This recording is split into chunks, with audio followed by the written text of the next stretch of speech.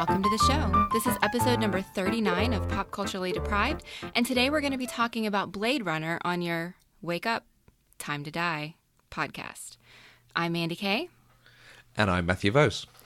Today we're joined by Joshua Unruh of Pulp, Diction Productions. Joshua writes stories for a living and also is the mastermind behind Superhero University, a series of seminars about superheroes. He was previously on to teach me about Batman way back in episode number 10. So thank you for coming back to the show. It's my pleasure. I'm not sure. I feel like I'm stepping into the arena for this episode, whereas the last time I felt a little like I was on firmer ground. But, you know, it's fine. Let's fight it out. Totally fine. Tell us a bit about your history with Blade Runner. Why is this a film that appeals for you to talk about? Well, like I mentioned in the Batman episode, I'm a huge noir guy, and have been since I accidentally stumbled on The Big Sleep by Raymond Chandler. I read a bunch of mysteries when I was a kid, and then I accidentally checked out a Raymond Chandler mystery novel, and it changed my entire life.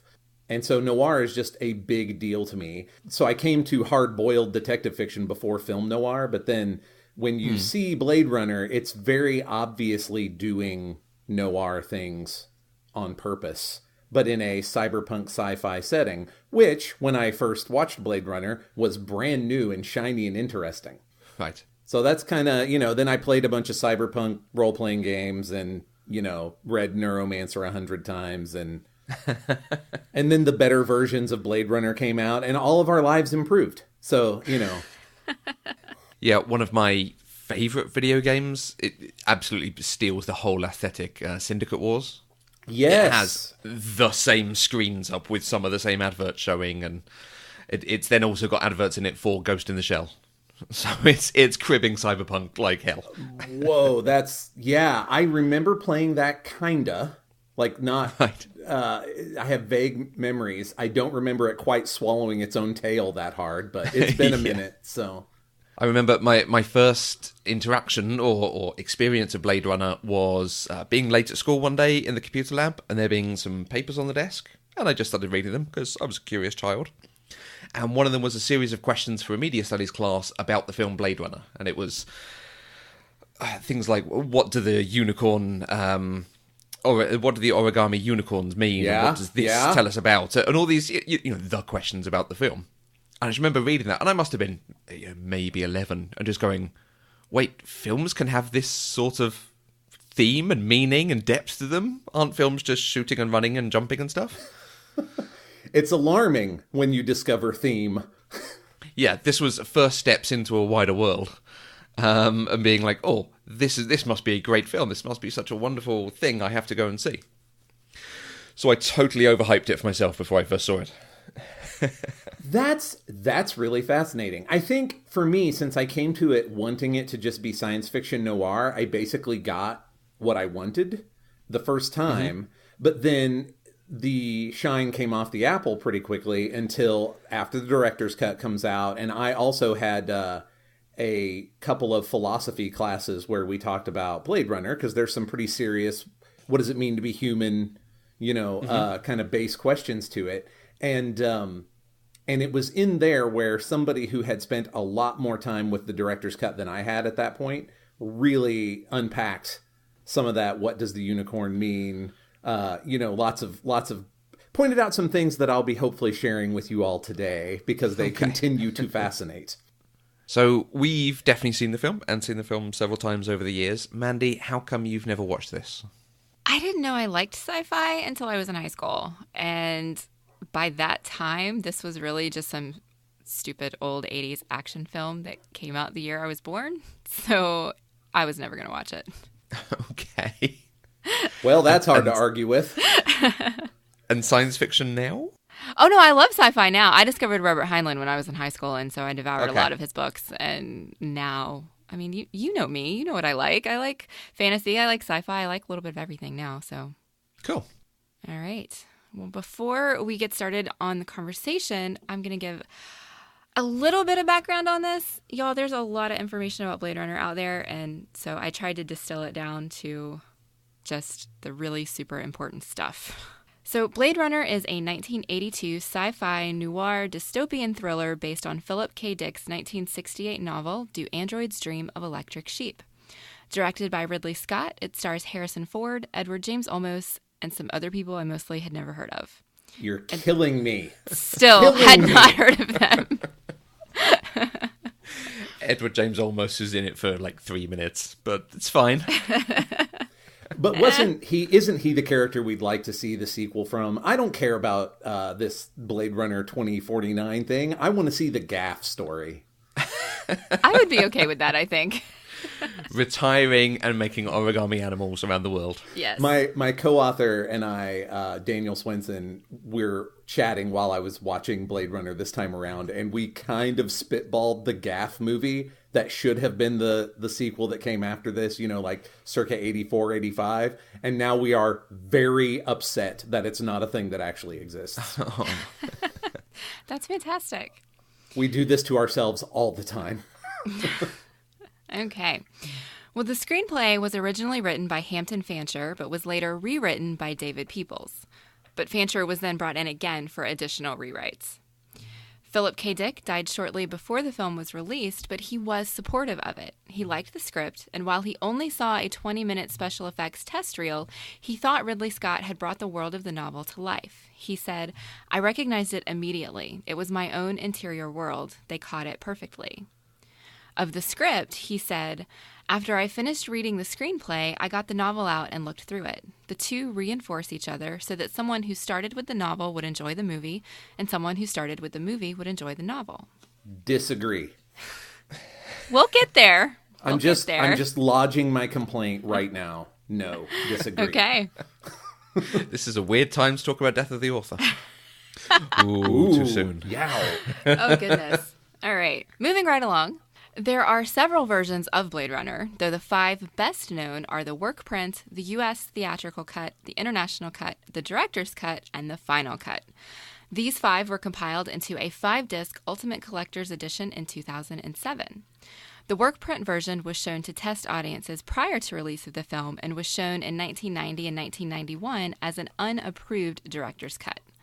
The U.S. theatrical release included the happy ending and had the addition of Harrison Ford's voiceover. The international release included 3 scenes that were more violent than in the U.S. version. Yeah, blood and guts in England. Like the violent bits aren't violent enough. The deaths of the replicants are pretty rough. I know, we'll get to it, but man, for real, I'm curious about this international release now. And it's funny because American films, when I've seen edits of American films, there's more violence and less sex. You're prudish in that way. Whereas over here, we do less sex, more violence. Who knows? No, the other way around. As I'm about to tell you, the final cut did have the added violence added back in. So Yeah, I got to see those. Equal opportunities murder. The Ridley Scott approved director's cut came about as a result of that unauthorized release of the work print version. It removed the voiceover, inserted a unicorn dream sequence, removed the happy ending, and gave more explicit suggestions that Deckard is a replicant. And the final cut contained the full footage of the original unicorn dream, added in the additional violence, and also removed the voiceover and happy ending. Thank God. So you haven't seen the final cut, right, Joshua? I have not. 2007 was after the point that I had all the Blade Runner I needed in my life. I didn't even know that there was such a thing until I started getting ready to rewatch it for this. I have watched Blade Runner a lot in my life, but I just, drifted away. I didn't even know it existed. Okay. Yeah, Final Cut is very much the Ridley Scott version. He was allowed to go back and work on it and patch things up with Harrison Ford to get some input as well. Yeah.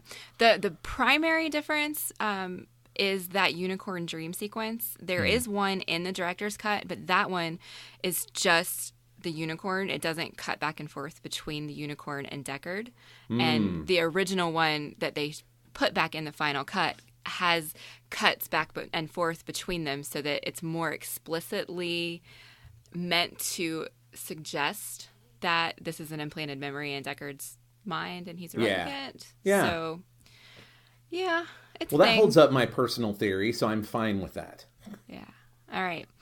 Well, if anybody's listening and doesn't actually know what this movie is about, it's about a bounty hunter who searches for 4 replicants or robots that have returned to Earth to find their creator. But are they robots? Really? It's very unclear. It is kind of unclear, but in my brain, this is an offshoot of Battlestar Galactica, and the replicants are basically Cylons. So I don't know that that's going to help you any. Well, I mean, the Cylons are definitely robots in my brain, so that means the replicants also are. I'll tell you what. Connecting it to BSG would at least prepare you for extremely disappointing endings when it comes to the original theatrical release. So, hey, you got that going for you. Okay. All right. This is going to be so much fun, you guys. All right, I can't tell if that's sarcastic. A little bit of both. All right. All right. So I watched this movie by renting the theatrical release from Amazon, and then a friend of mine owned the Blu-ray of the final cut. Actually, he owns that whole 5-disc collection, and we decided to watch the final cut. So I got to watch both versions. How did you watch it, Matthew? It's on Sky Cinema over here on a new channel they've launched called Sky-Fi. And which version did you watch? Theatrical and snippets of the final cut. Okay. And Joshua, how did you watch it? I rented it on Amazon. I watched the theatrical cut because you told me that I had to. And so I, screwed my thumbs down and watched it. It's not great. Director's cut forever. Thank you. I mean, until I see the final cut. I may change my mind. Did you rewatch the director's cut for this, or did you just watch the theatrical cut this time? No, both a combination of not wanting to see anything Blade Runner after the theatrical cut and a lack of time kept me from going. It's so bad. It's not good. It's not good. The studio did not have faith in this movie, and they did not do it any favors in trying to shore it up. It's not good. It's not good. Mandy, you used to hate sci-fi, like, Men in Black, Independence Day, it's all rubbish. No. You see how I'm referring to sci-fi that you grew up with from the 90s. But watching it now, coming to it 30 years, however long after it was released, what were your expectations? I really didn't have any. I went into this completely blind. I had no idea what it was about. I didn't even know it had robots in it until Joshua posted something on Facebook last week and tagged me in it. I forgot that the whole point of your show is that you've never seen these things because, again, this is a movie that I have lived with my entire life. Right. The concept of spoilers was foreign to me, and then I was like, never mind, don't look at this meme. It's fine. I don't even remember what it was now. It's just I knew that it meant the movie had robots in it. And Ish. Still ish. After reading the introductory card at the beginning, at the end of the credits before the movie started, where it was kind of giving you the background, I got really excited, and I thought this was going to be a really, really good movie and that I would really enjoy it. So I could tell that you went into this very blind from your notes because your delight at the 80s vision of the future really, it kind of cracked me up because, I mean, that's really what cyberpunk is, top to bottom. There's a reason that Japan looms so large and that it's all, megacorps and gritty rain-slicked streets and, wow, you really didn't know what to expect if you were surprised by any of the Blade Runner aesthetic, which is not giving you a hard time. It was just like, look, she's just clapping her hands at it. It's just delightful. Yeah, I had no idea. Like zero. All I knew was that Harrison Ford was in it. And for some reason, guys, this is ridiculous because Harrison Ford got famous because of Star Wars, which is like sci-fi to the max. But for some reason in my brain, Harrison Ford doesn't do sci-fi. And so it never even occurred to me that this would be a sci-fi movie. Well, let's talk about that. Yeah. There are a lot of famous people attached to this. Ridley Scott, who doesn't do sci-fi. And Rutger Hauer and Harrison Ford, none of whom who do sci-fi. So what is your experience of the main actors and director? Ridley Scott, I have now seen Thelma and Louise, as everybody hopefully listened to that episode a few weeks back. And I have seen Alien, which obviously is sci-fi that I'm pretty sure came before this, but I'm not positive. Yeah, it's the film before this. Okay. Harrison Ford is the one I'm most familiar with. But I've seen less of his stuff than I thought. I was really surprised. Star Wars, obviously. Indy, obviously. Air Force One, What Lies Beneath, Morning Glory of all weird, strange movies, and Ender's Game. I've seen nothing else that he's been in, and I don't understand how that's possible, but there we go. I mean, yeah, just that guy's been in 5 bajillion movies. So statistically speaking, you should have fallen into more than that. Like, just accidentally shown up for more Harrison Ford movies than that. Yeah, I don't think so. I went through his filmography, and it was all stuff I was completely unfamiliar with, except for these few things. And it shocked me, completely shocked me, because, I don't know, Harrison Ford is Harrison Ford, dude. You know? I mean... That guy does rom-coms and no sci-fi. Yeah. I mean, there's only one rom-com on the list, and it was a really terrible movie, but I watched it anyway. Wait, which ones? I'm thinking of, he did one when he was lost on an island with Anne Heche. Is that the one? 6 Days, 7 Nights. 6 Days, 7 Nights. Oh, Ooh. I haven't seen that one, so I didn't even think about that one. I'm thinking about Morning Glory, which I believe also stars Diane Keaton and Rachel McAdams. Okay, that sounds like a rom-com. It's very much a rom-com, and it's so bizarre. So you've not seen Working Girl? No. Shut up. Put it on the list. Okay, yeah. we found a film in Mandy's oeuvre. Okay. Our Replicant team, Sean Young, Daryl Hannah, Rutger Hauer, and the chap who played Leon, Brian James. So Sean Young, I had no idea who she is. I looked her up, and I still don't know who she is. The guy who played Leon looks vaguely familiar, but he kind of looks like that guy who plays some random crazy-eyed guy in random movies. Thug dude. Yeah. Yeah. That's why he looks familiar to you. He got around. Yeah. Joanna Cassidy. I'm right on top of that, Rose. I know her from Don't Tell Mom, the Babysitter's Dead, and that's basically it. Daryl Hannah, I know of her. I've seen a few things that she's been in. Like, I know she played a mermaid, but I've never actually seen Splash. Oh, that might be another one for the list, really. I can't even name something else that she's been. I know I've seen her and stuff. I know I have. I can't name it right now. And then the guy who played Roy, I've seen him in a few things, but he's never really like a main character, and so I wasn't really. Oh my! All right, back up from Matthew. Let him go. So one of his quite famous roles that he is renowned for at conventions throughout the years, a small film that you might not have heard of called Buffy the Vampire Slayer. Oh my God, you're right. I totally missed that. I fail. Wow. Give Mandy an F today. Like, I was so excited. I have another Buffy reference ready to go for this. And I totally missed that one. Oh my God. I was like, wow, she's really reaching for that reference. That's interesting. Yeah, we got to talk about this house. Like, there's not a whole actor we could talk about. It's so weird. Yeah, I completely missed it. Wow. Okay. So yes, there's that. Daryl Hannah is in a great film with Steve Martin that we will watch at some point. And of course, she's in Kill Bill, Volume 2. I have seen Kill Bill. I don't remember Daryl Hannah being in it, but I don't remember anybody being in it besides the Kung Fu guy and Uma Thurman, so... That's a rock-solid response to Kill Bill Volume 2. Okay. My experience of actually watching other adaptations of Philip K. Dick's work, I saw Minority Report many, many years ago, and then I started watching the now canceled television adaptation from a few years back, and that's all. Yeah, that never came out over here. That was a shame. I think the TV show is better than the movie, but it just wasn't the right time for that to be popular in the States right now, so it just didn't work. Okay, and of everything that I'd put on the list, so things like Total Recall, Paycheck, A Scanner Darkly, Minority Report is the one to see. It's done very well and turned into a much a grander story. So, Blade Runner, Mandy, did you enjoy and what did you think of Blade Runner? My only possible answer to that question is that I was intrigued by it. Could you elaborate on what intrigued you, please? The idea, what they were trying to do was really good. What we got was not.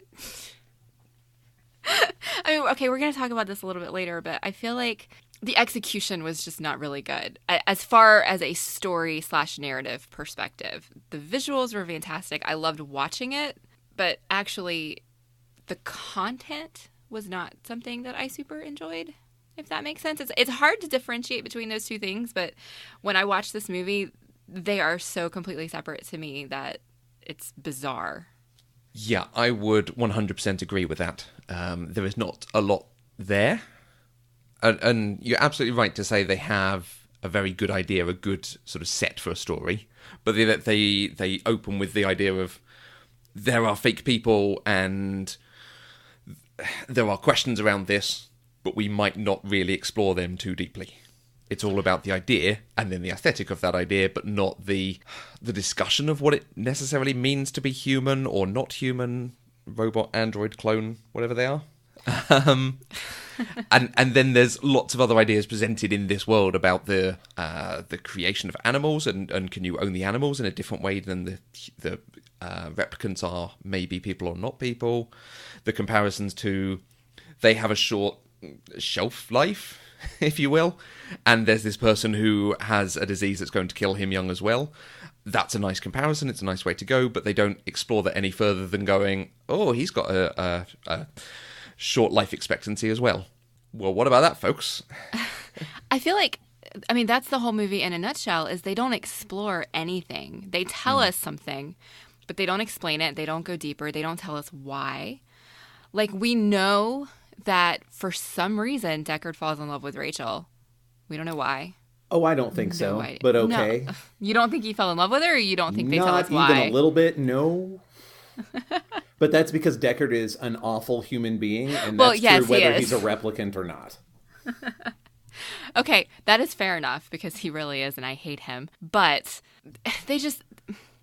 they do a whole lot of telling us that we're supposed to understand something without giving us anything else about it. There's no background, there's no explanation, there's no nothing. It's just, this is it. And that's bad storytelling to me. And so I had a really hard time. I mean, there was so little dialogue in this. And then once you take the voiceover out, it's even worse. And so you don't know what you're supposed to really be getting out of this story. Now that is 100% accurate and why I reject the rest of your premise. Can I unpack one thing you've just said? Yes. You've said it's even worse when you take out the voiceover. Yes. Do you think it's better with the voiceover? Well, okay, yes and no.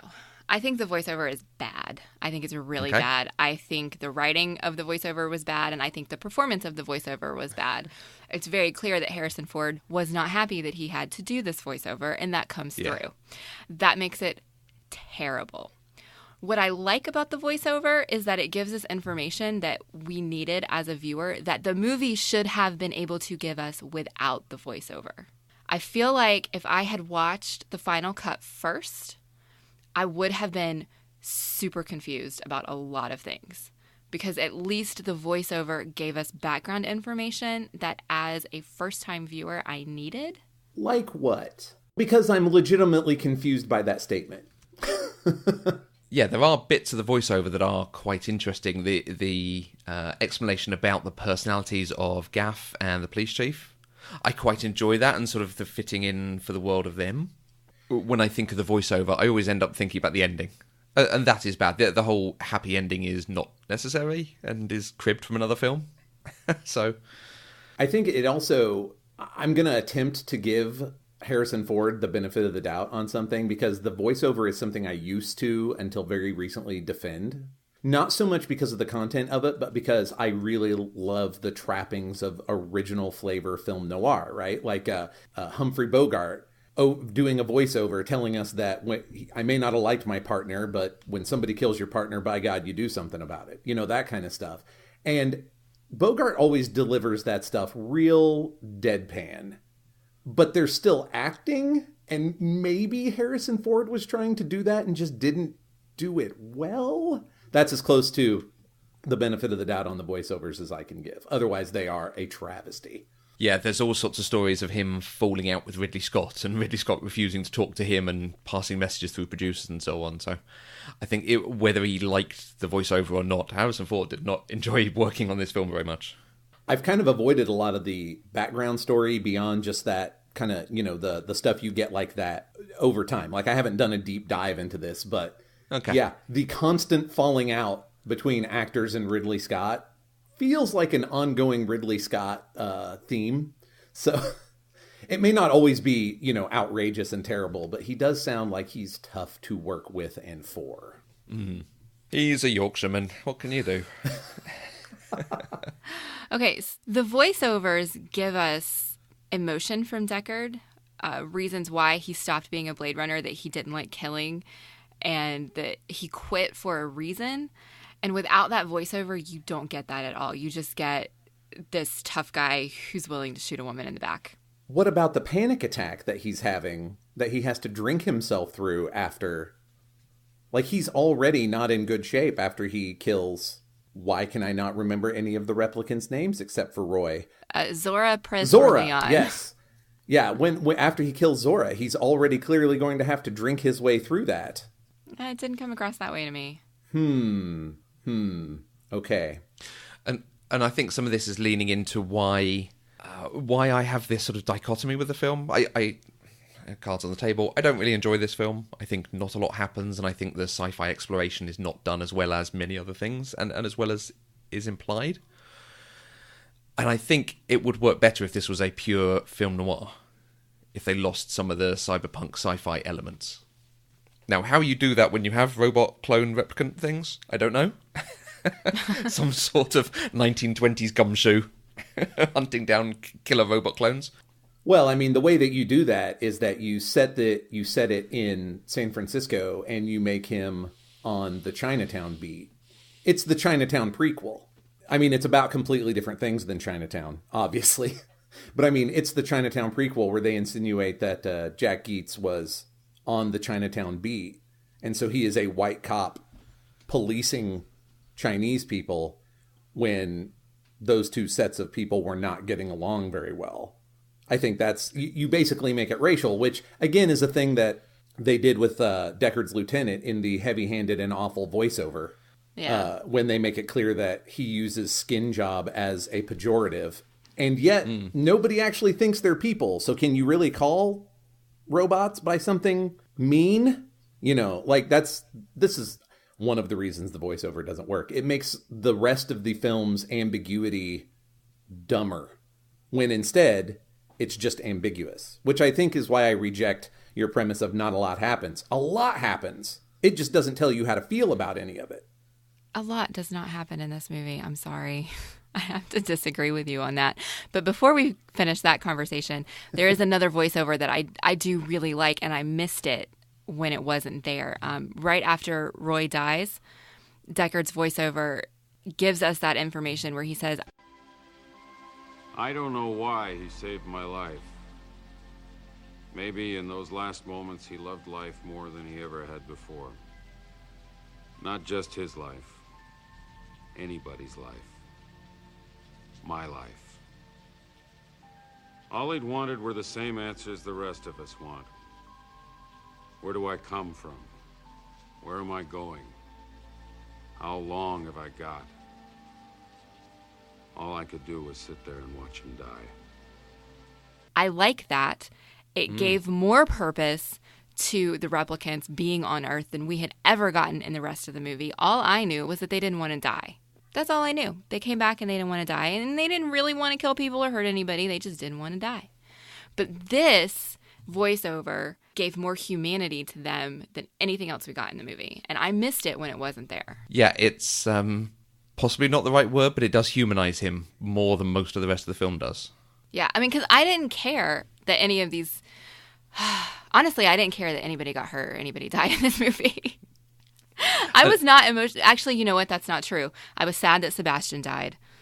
But the rest of them, I wasn't emotionally invested in them because the movie didn't give me a reason to be. They didn't let me get to know any of these characters enough to care about them. And I suppose that's possibly where I was going to.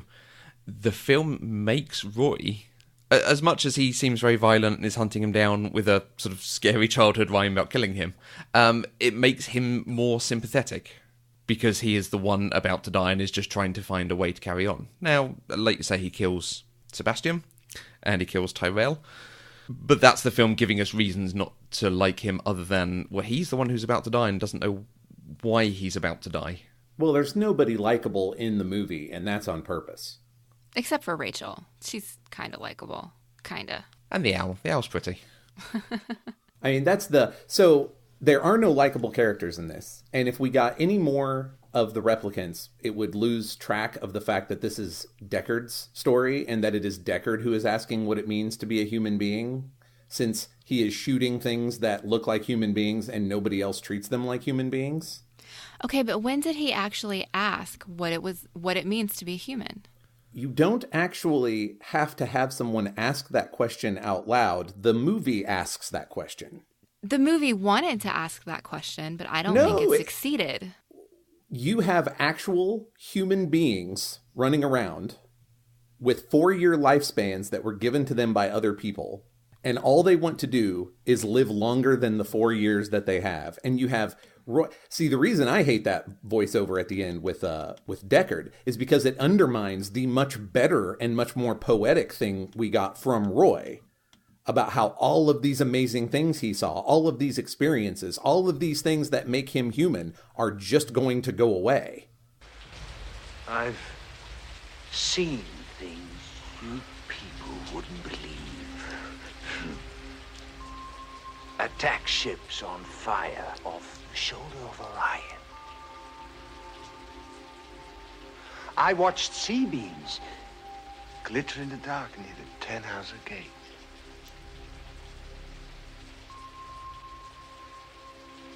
All those moments will be lost in time, like tears in rain. This is a movie about nihilism, amongst other things. Because it's the truth for everybody. Everybody in the movie is going to die, and everything that they saw that made them uniquely human is going to go away. Replicant or regular biological human being. Yeah, Gaff has a line about that, about everyone's going to die. No one's coming out of this. And I think, like you say, yes, it is about nihilism. As Mandy says, it doesn't go as far as it should to discuss that. It wants to, but it ends up spending too much time on the pretty visuals, perhaps. So I don't think that the movie actually meant to address any of that. It wanted you all to come out and talk about it, right? Like it does not ask questions and then answer them in any kind of pat way. It raises questions and leaves them for people to come out and talk about. Unfortunately, between studio meddling and marketing and stuff, it turned into a Harrison Ford action movie, which it clearly is not. It is not an action movie. Yeah, and like you said, I don't think it asks those questions, either explicitly or implicitly. It raises them as an idea, but then it doesn't do any conversation of them. Yeah, which is not a failing of the movie. You may want the movie to be a different thing than what Ridley Scott meant for it to be. I think whether or not the movie intended to raise these questions or to even make us as the viewer have these questions is if it was clear that the replicants kind of are human. And to me, that was never clear. That was never, until you brought it up, that was never even something I considered. Because... But look at them. It doesn't matter. And the very first information that we get from this movie is the first sentence of that introductory title card. And that title card starts with this sentence. Early in the 21st century, the Tyrell Corporation advanced robot evolution into the Nexus phase, a being virtually identical to a human known as a replicant. It still calls them a robot. And so for me, they were never human. I never once considered that these were anything other than robots who just look human and feel human. And then in the case of Rachel, believed she was human, and so I had some empathy for her there, and I was super pissed off at Deckard for being cruel to her about it. But for me, it was never about humans versus humans, because to me, they're robots. And so if the movie wanted me to go deeper than that, then it needed to do a better job. But you just said that they were robots that look human and feel human and think they're human. What else literally do you need in order for them to be human? And Tyrell actually makes this explicit. More human than human. That's our goal here at Tyrell. That's a good question. And my real world answer would be very different from my Blade Runner answer. Interesting. I'm not sure mine would be. So fascinating. I mean, in the real world, I would probably like fight to the death for like robot equal rights. But in this movie, I'm not going to do that because that's not the way it was presented to me. Well, no one's actually fighting for equal rights. It's a very personal story about Deckard and Roy. Well, mostly Deckard, but also Roy. So the voiceover adds something at the end to help humanize Deckard somewhat. And the problem is, throughout this film, it's setting it up as a film noir that we're supposed to follow him, even though he's a grouchy, grizzled, curmudgeonly, has a bad past type. But actually, some of what the film is doing is making the replicants seem more sympathetic. Like, they're the ones who have an inciting incident, who actively want something from this film. He's just a grumpy what's-it who was told to shoot them down and goes and shoots them down. There's more to it than that, obviously. Matthew, I think that's really interesting, and it goes back to something that Joshua said just a few minutes ago when he was trying to steer the conversation back into saying that this movie is Deckard's story and not the replicant story. And when I was, looking up articles and things kind of about this movie to get more insight and different perspectives of kind of what was going on, I found this really interesting article that's actually on RogerEbert.com, but Roger Ebert didn't write it. And it's an article that basically comes to the conclusion that Deckard is the bad guy. Every single thing that he does in the film is dishonorable, motivated by pure self-interest, or both. And so if that's the case, it asks who's the hero of the movie. And the author's response is, of course, it has to be Roy Batty. He's the polar opposite of Deckard. He functions like a family with his other replicants. When they die, he grieves. He actually shows anguish when he murders Tyrell. And actually, that's something I noted in my thoughts, was that at least he was upset about murdering Tyrell. Deckard was not upset about raping Rachel. So the two are absolutely complete polar opposites. And I find that fascinating that what the movie is wanting us to see is not necessarily what's there. I'm intrigued by the question of who's the hero, as though you need one in a noir film. Because what you said there, what that article says about Deckard, does not say he's not the hero. It says he is a noir protagonist. Unlikable, does everything for self-interest or for self-preservation. There's a reason that I really prefer a lot of the hard-boiled detective stories where at least the main character has a tarnished heart of gold. But by and large, that's basically a noir protagonist. There is no heart of gold. There's just, I'm in over my head, self-preservation and self-interest, pretty much a terrible human being. Do you still get the good guy, bad guy vibe from a noir novel if you're reading noir? It depends, but not usually. You usually get bad guy, worse guy. And even then, it might just be, boy, everybody pretty much is terrible. Okay. Which I do think fits Blade Runner. I do think that Roy is significantly more sympathetic than Deckard, but that doesn't make him, I guess, some platonic ideal of sympathetic. It's just, boy, there are a lot of unsympathetic people in this movie. Okay, I think that's fair. Matthew, I think you have more experience with film noir, maybe, just from some of the things we've said here today. Would you agree with me about film noir protagonists, or just noir protagonists in general, or am I just have I just become some sort of blind Blade Runner apologist? I think the stereotypical tropiness of a noir protagonist, yes, that's how they're written. Chain smoking, heavy drinking, Bob Hoskins in Roger Rabbit. Right, he is absolutely a parody of that thing. Yes, but this can be done very well. But there's the problem with that is it's the stereotypical trope. So everyone's done it to death, and there's not much air left in that room. I would enjoy this film significantly more, I think, if we told it from the other perspective. If we had these replicants who were coming to Earth for reasons, and they were being hunted down by the grouchy cop who kind of maybe possibly sympathised with them, but also was doing the job he'd been sent out to do. And that leads a lot more into other sci-fi adaptations. Minority Report has an element of that as well. So I feel like that would be a better way to show this story. I agree. It's definitely a better way to make a point with this story, which is why I come back around to, for better or worse, I think this is a story that is not trying to make a point. It wants you to think and talk about it.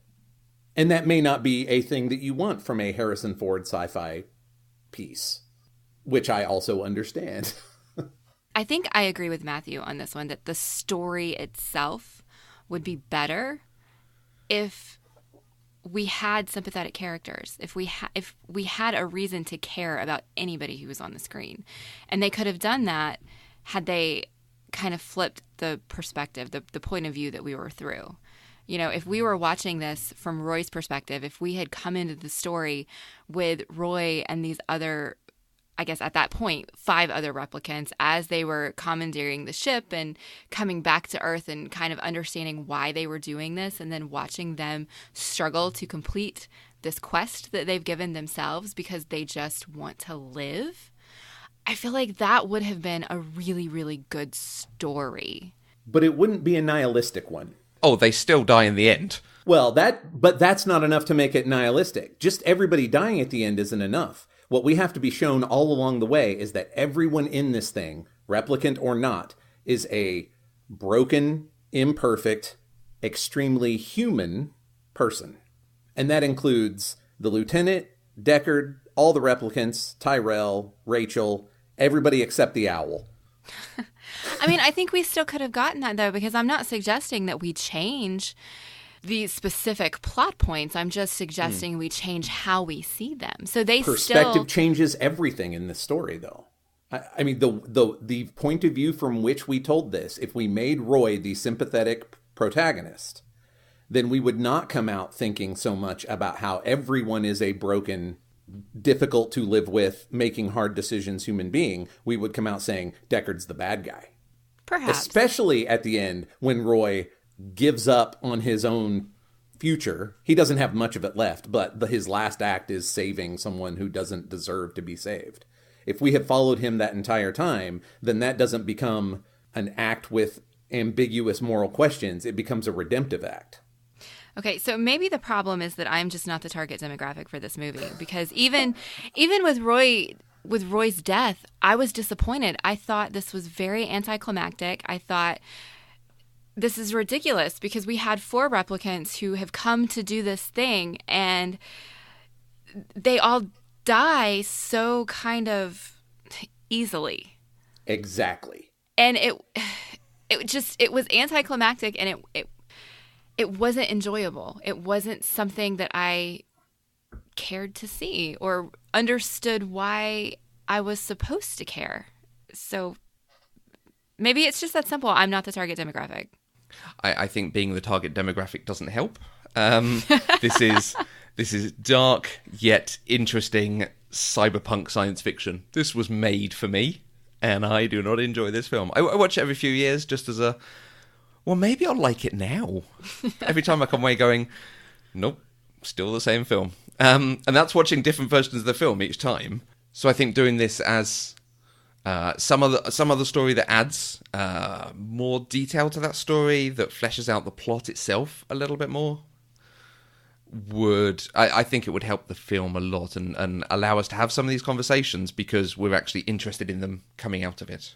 Whereas this is probably the most I've ever spoken to anyone about Blade Runner, because usually it's like, oh, I watched Blade Runner again. Oh, how was it? Yeah, still the same. For what it's worth, I think enjoy is probably not quite the right word that I would use for me watching Blade Runner. It's not, I'm not going to sit down and pop it in just for giggles like I would 1999's The Mummy or Speed Racer or something. I enjoy very much the thoughts that I have, the conversations I have. It's interesting you say this is the most you've ever talked about Blade Runner. This is every time I talk about Blade Runner.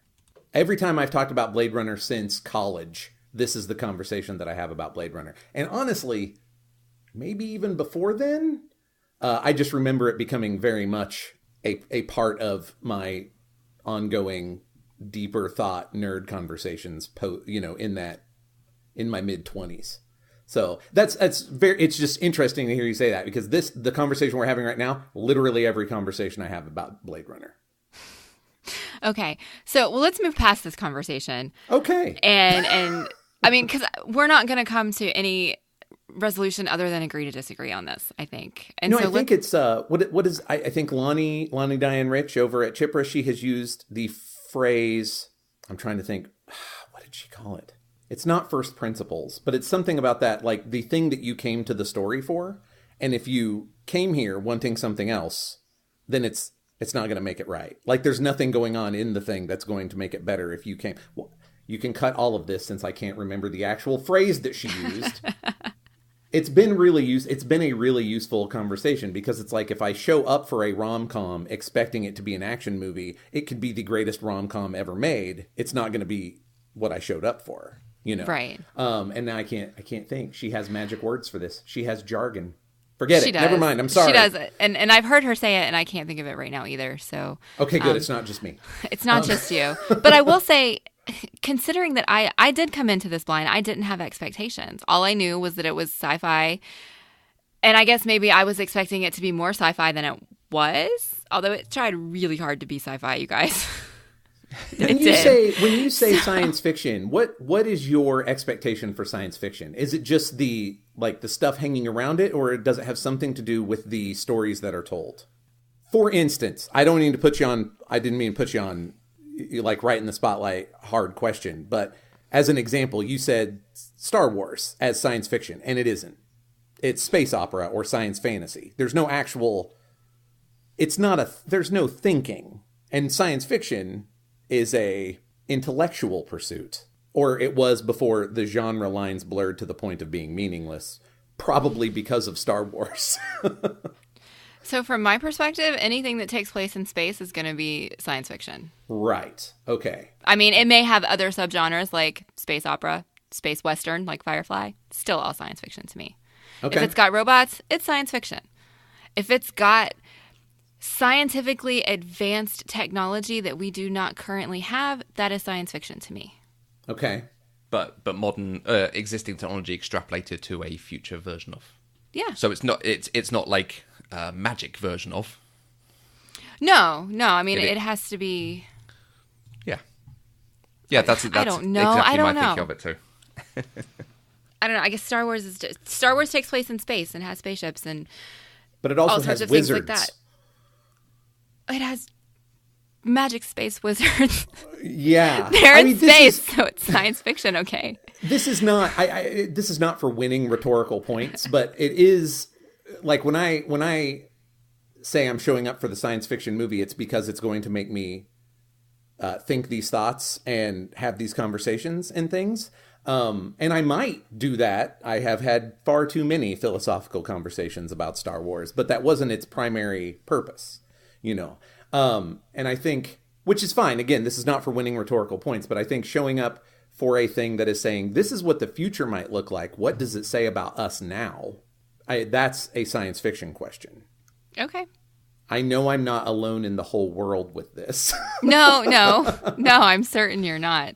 It's just, I think that with this particular conversation and the story and what it's trying to say and who it's trying to say it to, I think we're just coming at it from two completely different perspectives, and we're at an impasse. And so I think we should move on to more specific conversations about things that are in the movie.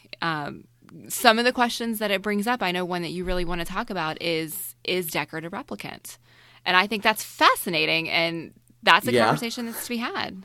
I'm curious if the answer to that changes your enjoyment or perspective on the movie at all. Either way. No, I don't think it does. Okay. But mostly because, no, I don't think it does. So I watched the theatrical version first, and the only thing that actually made me consider it in the theatrical version was the throwaway line when Rachel asked Deckard if he's ever taken the test himself.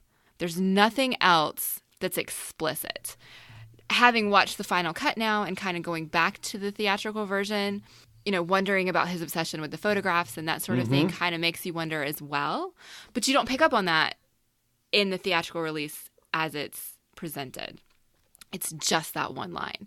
And then once you move on to the other versions, the final cut and the director's cut, where they've they've put that unicorn dream in, and you understand his obsession with the photos a little bit more and how that relates to Leon's obsession with photos and Rachel's obsession with photos. And you kind of start to wonder. And in one of the versions I read this, it wasn't in either of the versions that I watched, but Gaff has a line, or maybe it was a deleted scene that didn't make it into any of the versions, but Gaff has a line that's pretty specific about whether or not Deckard is a man or not. And I can't recall what it is right off the top of my head. And so after I watched these, I went and kind of looked to see how much of a thing this actually is in conversation around the movie. And holy crap, everybody has an opinion on this. And Ridley Scott's opinion is, yes, he is actually a replicant. Harrison Ford's opinion is, no, he's not. And so I think it's really just up to the viewer, honestly. Although that may change considering the sequel's coming out next week. Yeah. And I think that's we'll going to find out for sure. Yeah. I mean, certainly the argument for whether or not he's a replicant changes wildly depending on the version that you're watching. But I think there's a ton of textual evidence for him being a replicant, even in the theatrical, which is the weakest argument. Did anything you read talk about the totem animals? No. Okay. Matthew, are you familiar with this? The totem animals in Blade Runner? Familiar, yes. Completely aware of, no. It's been a long time since I've read on this film. Sure. So everybody who's a replicant has a totem animal, except for two people. Deckard, who has two, and Tyrell, who created all the replicants. Like, he's the, basically, god of replicants, the creator, capital C. And Deckard gets two, and they're both mythological. One is the unicorn, and again, that's much more explicit depending on the version you're watching. But you may recall at the very beginning, he is introduced by a giant neon dragon hovering over him at the eatery. Notice. Yeah, I didn't notice. Yeah, well, it's literally the first non-Leon part of the film. It's the introduction, and it is, the camera starts on the dragon and then pans down to the eatery and Deckard. And so it's way before you would start paying attention to that kind of thing. That's definitely a second or third or 100th watch. Okay. But a lot of the other ones are obvious, right? Zora has a snake, and Leon has the tortoise that freaks him out. Batty Roy is howling like a wolf as he hunts Deckard. And then you've got a very raccoon, not just with the face paint, but with the washing of the food in Daryl Hannah in Pris. And then Tyrell gets Rachel has the spider in the story. And then Tyrell gets one, which is a little bit of a weird muddy water thing, except that he is the god of replicants, and his totem animal is the owl, right? Wisdom, soaring above, I see all things. So this is one of the, I don't know, I feel like that counts as textual, but you might say that's subtextual explanation for Deckard's replicant status. I'm going to say that's completely subtextual, and I think most of that is coincidence and not specifically anything. Oh, no, there's no way. There's no way. Okay. It feels like people reading death into the oranges in The Godfather. Yeah, yes, a little bit. If you want to see it, but it's also, they're from Sicily, where they grow lots of citrus fruits. I do not find those comparable, but okay. I mean, it's so specific that everyone has an animal or an animal aspect. But just because you have a memory of watching a spider doesn't mean you have an animal or an animal aspect. It does in the context of this movie, where everybody who is not a quote-unquote real person also has an animal or animal aspect. Okay. That's all I can say is okay. I don't see it. I will say what I did see, and actually when I went back and watched this the second time, I paid super attention to the eyelight of the replicants. Because it was very, very heavy-handed that they were giving that orange eyelight to the replicants, even though they didn't have it all the time, but they got it in various stages. And you saw it in all of the replicants, and that was one of the ways to tell the difference. And I didn't notice it really. I noticed that there was a lot of eyelight, but I didn't notice the connection between the eyelight and the replicants until the owl showed up the first time. And then I realized what they were doing. There's a ton of eye stuff all through this movie.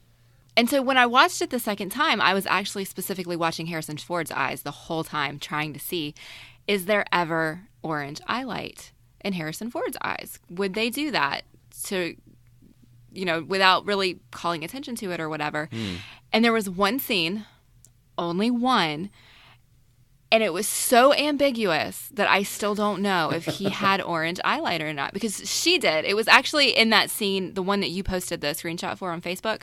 Yes. It was in that scene where she had it, and he had just a little bit there, but it's entirely possible that that's just because literally the light that was shining in her face was reflecting on the actor's face, because it was so subtle that I couldn't figure out if it was done intentionally or not. And that is the only place that I saw it, and I looked for it in every single scene where we could see his eyes with light to see if there was orange or not. And it wasn't enough for me to know for sure, but I think a lot of people probably say yes, it was intentional, and other people are probably like me and say, I don't know.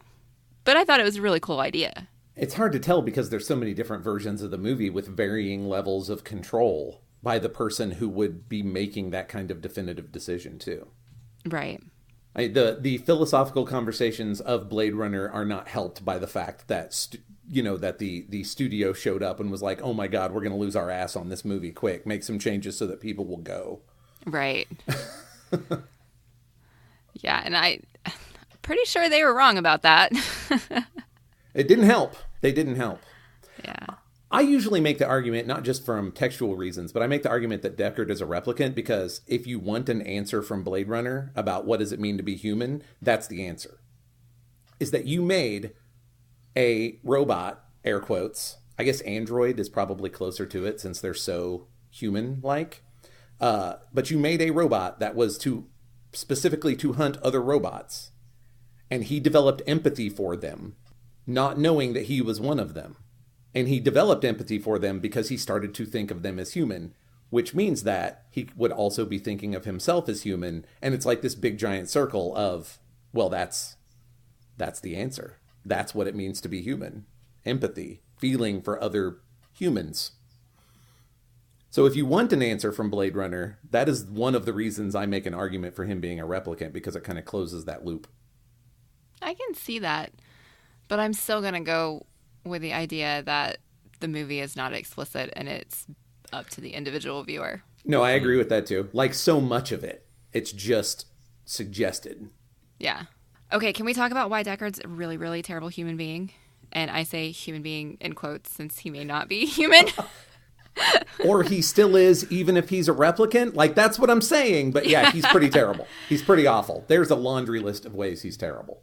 I mean, he was pretty awful anyway, just because of the way, I mean, he's angry all the time and he's just mean to people. And I got super mad at him when Rachel came to his house, really to get confirmation that she is a replicant and has never known it. And he's just taunting her with it. And he's just like he's not being empathetic with her at all. He's just like, yep, you're fake and your memories aren't real. That was Tyrell, his niece. You're not human. You're whatever. And he's like, she's crying and he's just like, yeah, whatever. And it just infuriated me. And so that's the moment that I really started to super dislike him. But then the next big scene with Rachel, he basically rapes her. Oh, there's no basically. And I'm so not okay with it. Yeah, Yeah. And that's where I think he doesn't have empathy for the replicants, because at that point he is completely buying into and leaning into these are things that have been made in a factory or lab or something. She's not real. She can't give consent because she's not a person. She is a thing. Yeah, that's exactly what I was feeling there, is that the reason he was making her say all of those things is because he was looking at her as an it. Mm-hmm. As if you have to do what I tell you, and so I'm going to tell you to say all these things for my enjoyment. Let me spin that a slightly different way. So, Deckard is suffering from PTSD, from having to kill all of these things that he had first convinced himself weren't people, and then came to feel that they were. So he is suffering from PTSD. He still has more replicants to go after, and it's getting harder for him all the time. And now this does not make him a better person because he is still using Rachel for his own benefit, but it is not for an enjoyment or a sexual benefit. He is making her an object in an effort to objectify the other replicants that he still has to go out and murder. This does not make him better. It makes him nuanced. No, there's nothing about this where it's not rape and it's not him being awful. Right. I didn't want it to accidentally hear like I was defending any of his life choices there. But I think the inclusion of it is important, and it's interesting, Mandy, because if you're not looking at this film to ask the questions about what does it mean to be a human, and are they things, are they people, the rape is more ambiguous. But at this point, you are, I think, very much, no, this is rape, she could have consented or not, and he did a thing that was bad to her. So I think in that way it is asking that question of you. Okay. Yeah, I mean, I guess you're right. Yeah, well, yeah, I guess I am. If he can rape her, then she is a person that she can give consent. And she did not. I mean, in fact, she kind of specifically said no. And it just... I think, Joshua, you're kind of extra textualizing what you see when you look at the character of Deckard. By saying things like he's suffering from PTSD. That's not textual. I can point to specific scenes. Like, again, he is shaking and terrified after he kills Zora. He is not enjoying his life. He's planning to drink his way through it. She has also just tried to kill him. It's not just from the killing. That is an action sequence, and he's coming out of that with the adrenaline and feelings of, I almost died there. Sure, but we also come off of him saying, again, depending on your version, I quit for a reason, or, being uncomfortable when they're referred to as skin jobs, even without the voiceover. I'm not going to say that it's, because very little is explicit, but I don't think that I'm pulling it from thin air either. I think the reason that he stopped being a Blade Runner is because he couldn't handle all the and they specifically make a deal about how he's a killer, a murderer, a whatever, and he's a one-man slaughterhouse. One-man slaughterhouse. And right in the opening text is they do not call this murder, they call it retirement. And you're invited to ask whether that's legitimate or not. So I think maybe one of my questions is, would I have really understood that Deckard quit because he was empathetic with the replicants if I hadn't had that voiceover in the first version that I watched? And I'm not sure that I would have, honestly. And maybe I'm not giving myself or the movie enough credit there, but without the voiceover, Harrison Ford doesn't show a ton of emotion ever in this movie, other than when he's angry and gets ready to rape Rachel. Hey, P.S., Deckard, not a good guy. Yeah, right. Right. But I mean, so my point is, are we actually shown textually on screen without the voiceover that he quit because he couldn't deal with it anymore? Because his words are just, I was quit when I walked in here and I'm doubly quit now. I don't think they give us, exactly like Joshua says, anything explicit to go down some of these routes. Knowing you as I do, and having watched one or two films with you in the past, yes, I think you would have read it because I think you would have gotten more having had a bit more ambiguity from the start. Okay. I think you would have been looking for it more rather than being given that answer. Okay. That's maybe. If I know that wasn't the question right then, but before that you said, would I have? Yes, I think you would have, because there is sometimes a problem when a film gives you an answer like that. So maybe, perhaps. Okay. I mean, from a certain perspective, if they say, and this is such a thing that nobody in 1982 would have been talking about, but if you come at it from he's suffering from PTSD, then that is to a certain extent what the movie is about at that point, right? I mean, again, there's a lot of choices after that, but I mean, if you say that's why he quit, he's got PTSD, or whereas Blade Runner really likes its ambiguity. It really does. It really does. And I'll tell you one place where it does like its ambiguity. You can see I'm segueing out of some of the conversation here. A place that it really likes its ambiguity, it's called Blade Runner. And they're called Blade Runners. And there's no explanation for why they're called Blade Runners. It's a terrible name. It's a terrible name for the film. And it's a terrible name for the job they do. It's true. The story is that Ridley Scott liked the phrase. Yep. But it does not describe anything. It was used as a title of something completely unrelated, and he liked it so much that he optioned the rights to use it for the movie. On one hand, now I have to think about my own experience, because this has been since the 80s that I have been taking in this media. But on the surface, I would have said, yeah, but it's the most cyberpunk sounding thing ever. And now I'm wondering, is it the most cyberpunk sounding thing ever because he picked it out of a hat for this movie? Yeah, I mean, this is what Ready Player One would have been called had Blade Runner not already been taken. Yeah. Oh, man. Ready Blade Runner 1. I don't know. So, there is a lot to unpack in this film. And I quite like them coming to it from very different perspectives. But there is a lot of good about this film. Mandy, what were the things you really enjoyed about it? The visuals were absolutely spectacular, I will say. I found a quote from actually Roger Ebert, who very, very explicitly says in his original review how I feel about this movie. And so it's kind of a bad thing and a great thing all at once. So I'm just going to read it. And Is he negging the film? Maybe? He said, for director Ridley Scott, the greater challenge seemed to be creating that future world. Scott is a master of production design, of imagining other worlds of the future and the past. He seems more concerned with creating his film worlds than populating them with plausible characters, and that's the trouble this time. Blade Runner is a stunningly interesting visual achievement, but a failure as a story. And if that's not exactly how I feel about this movie, nothing is. Because it is stunning to watch.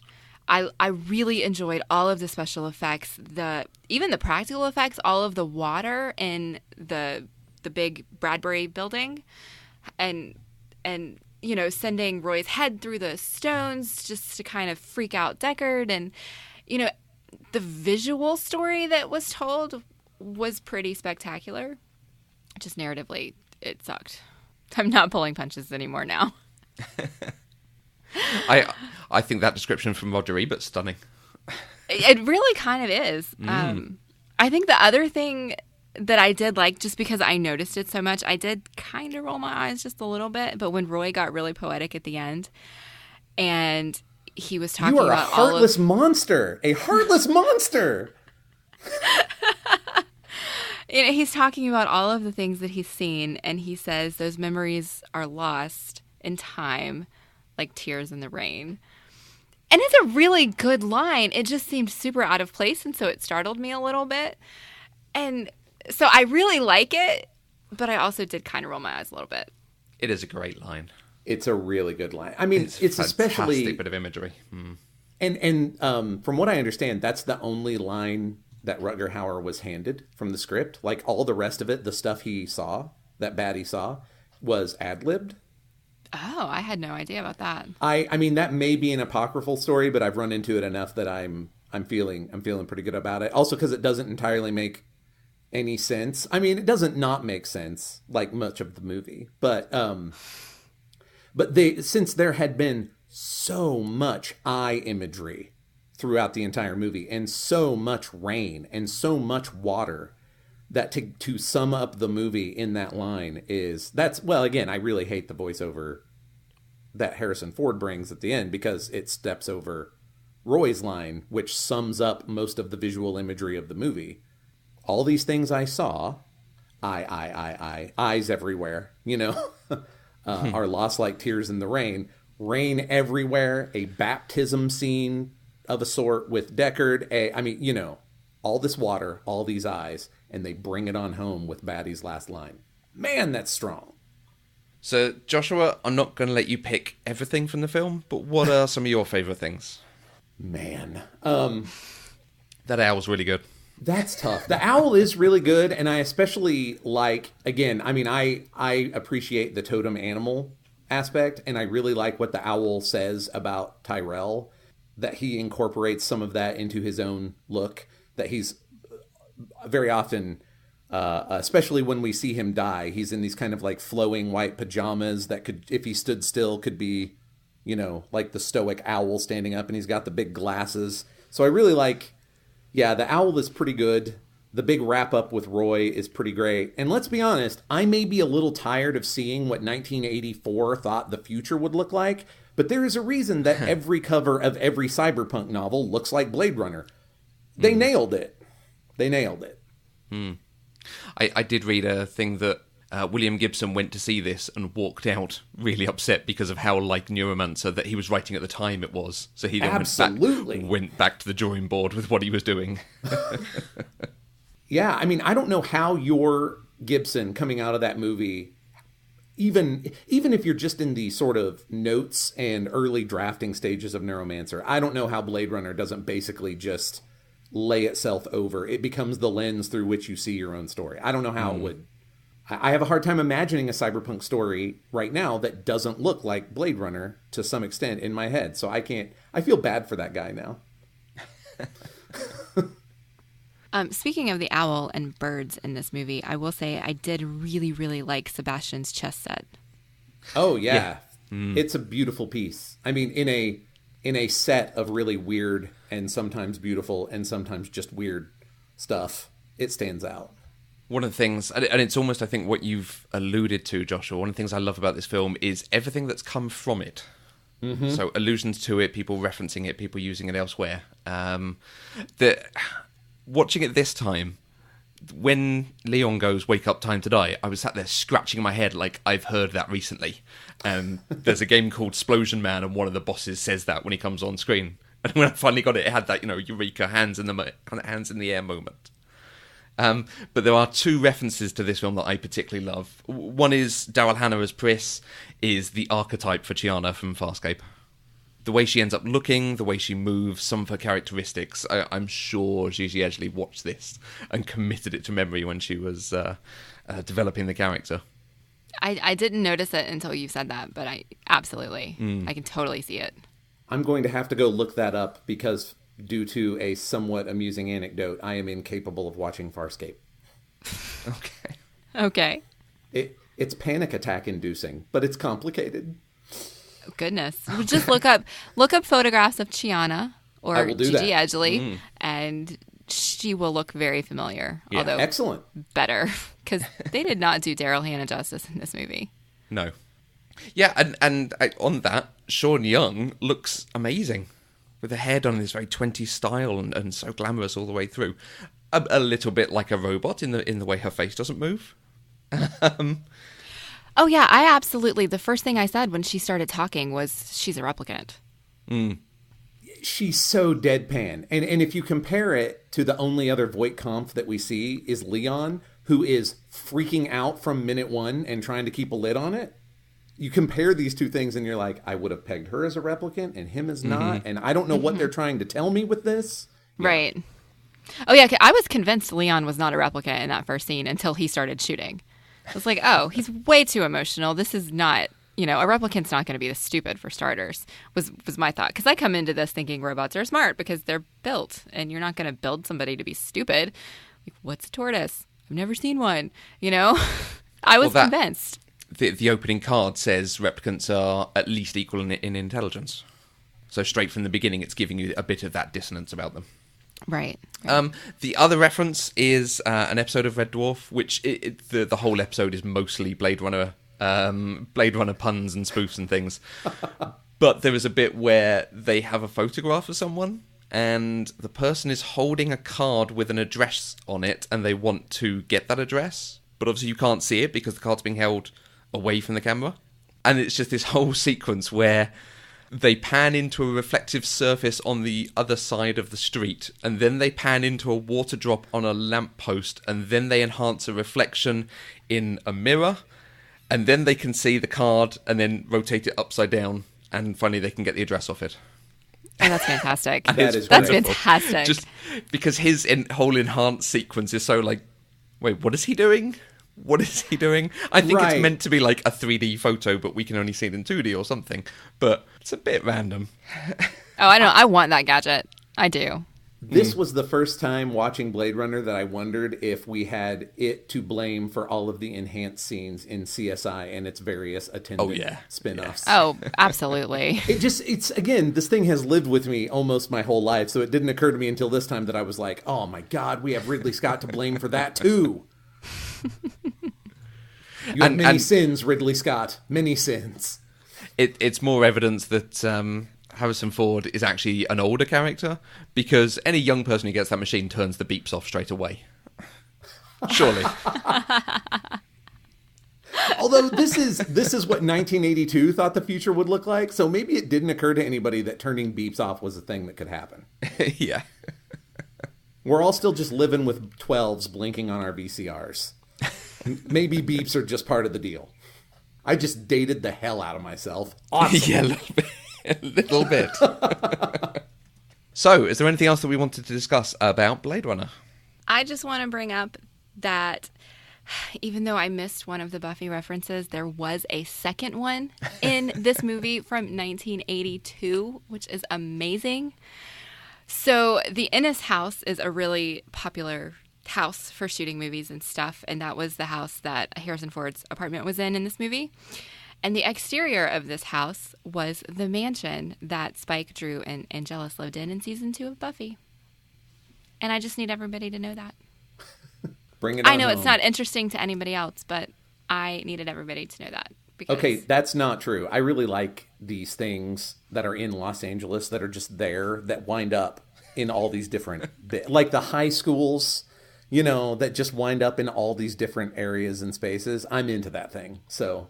Yeah, most of the buildings in this were like that. The Bradbury building, which is the building where Sebastian's apartment was, that has been in so many things. I was looking at the list and I was just like, this is ridiculous how often this building is used in movies and TV shows. And it's beautiful, if not creepy. Yeah, the one that always comes to mind when I think about LA locations is the Griffith Observatory, which is in like every film and TV show. And it's also an Angel. Yes, it is, yeah. At least that's set in LA. Like, that's allowed. Right. True. Okay, so the sequel to Blade Runner 2049, actually comes out next week. Do you think it's worth seeing? Do you think we should go see it? Wow, that's a tough call. There was actually a Blade Runner sequel novel, not written by... It was a Blade Runner sequel, not a Do Androids Dream of Electric Sheep sequel.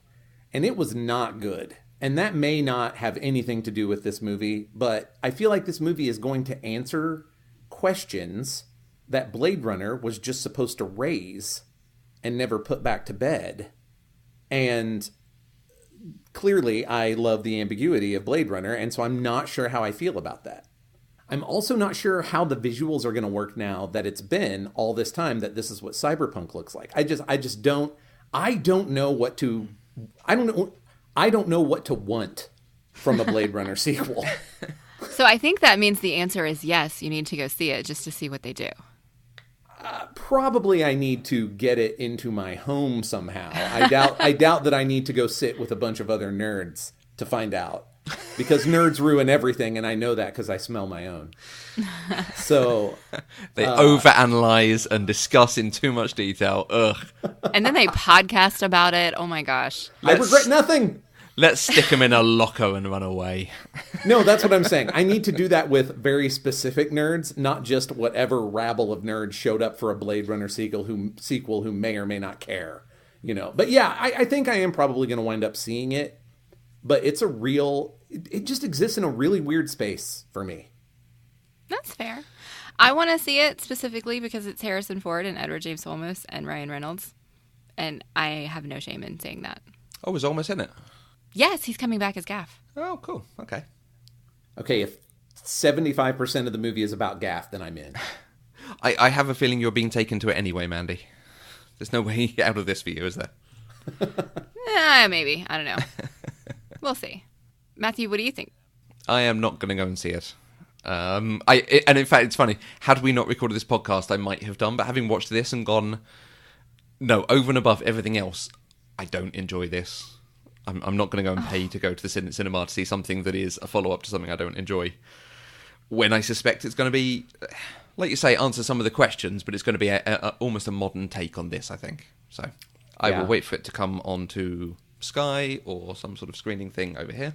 I am expecting it to be more visually like Battlestar Galactica, and I think that's increasing my desire to want to see it. Did you see Arrival? I did. Because it's the same director. And that's one of the things that makes me want to see it, because he is clearly very good at what he does. Okay. Yeah, I am likely probably like 95% gonna go see this movie, so... Even though I didn't particularly enjoy this one, I'm still going to go see it. Yeah. Yeah, there's no way I make it to the movie theater to see this unless someone takes me. I'm so movie theater choosy. I got a good setup at my house. I don't need people to bring their 2-year-old to the Blade Runner sequel and ruin it for me. You know, that kind of stuff. So I'm real snooty about what I go to the theater for. So I'll see it and we'll talk about it then. But okay. I just can't imagine buying a ticket. Okay. So, Joshua, the big list of things for Mandy to see, do you have anything else you think she should add to it? Oh, I can't do it because I think we hit 2 of them earlier in the conversation that I mentioned Splash, and then we kind of came sideways towards Working Girl. So I think I should step away now while I've only added 2 things to the list. All right. It only seems fair to others. All right. Well, we've had some feedback from folks on some of our previous episodes, and so we want to give a shout out to those guys. Sarah at Not Sailing Alone recently listened to our Thelma and Louise episode, and she said, "This movie changed my life when I saw it after graduating high school. Thank you for treating it with such respect." Jarzy at Josbot7 said that she hasn't seen Little Shop of Horrors for 30 years and has no recollection. But we did inspire her to download and memorize the soundtrack. I think she was one of several people who did this exact thing. Yes, well done. It is worth it. And we've actually started a Spotify account, and we have a Spotify playlist of music from different films that we've covered. So I will make sure to share that out on social media.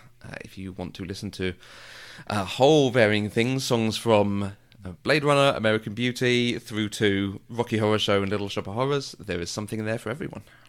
And we also had Lauren at Six Legged Knits on Twitter. She is also responding to Little Shop of the Horrors. She said, "Having been in the stage play, the movie ending is lame, though I'd probably prefer it without that." I think that's fair. If you came to the stage play first, absolutely, that's the ending you're going to like. Did we ask Lauren what she was in the stage play as? I don't think we did. I didn't. Lauren, come back and tell us, what did you play? Were you Audrey? Please tell me you were Audrey. Was she in the Or chorus? Audrey 2. Maybe you were Audrey 2, and that would be awesome. I mean, it's awesome no matter what, but yeah. Pictures would be nice. Yes. All right. Well, if you'd like to have your thoughts featured in this segment, you can use the hashtag PCDeprived on Twitter. You can also find us on Twitter, Facebook, and Instagram at Eloquent Gushing. And you can find each of us on Twitter. I'm at Mandy Kay.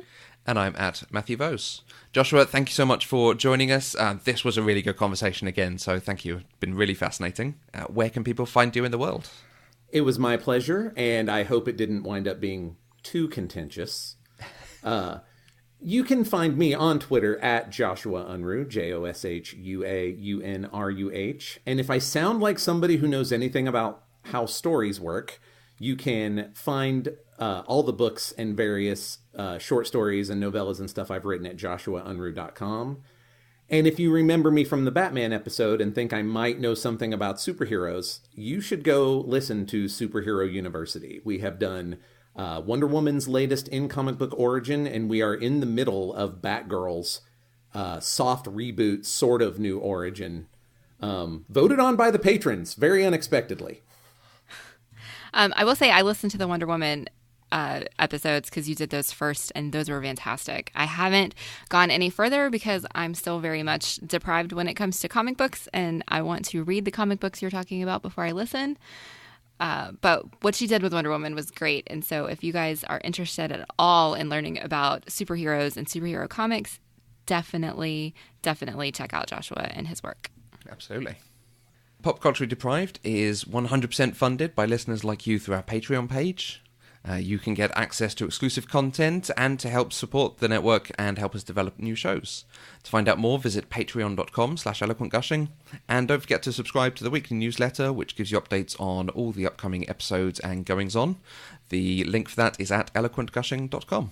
We'll be back next week with another episode of Pop Culturally Deprived, where we'll talk about 2016's Ghostbusters Answer the Call. Until next time, I'm Mandy Kay. And you're in a desert, walking along in the sand, when all of a sudden you look down and you see a tortoise. Pop Culturally Deprived is an Eloquent Gushing production. For more information, visit eloquentgushing.com or find us on Twitter at eloquentgushing.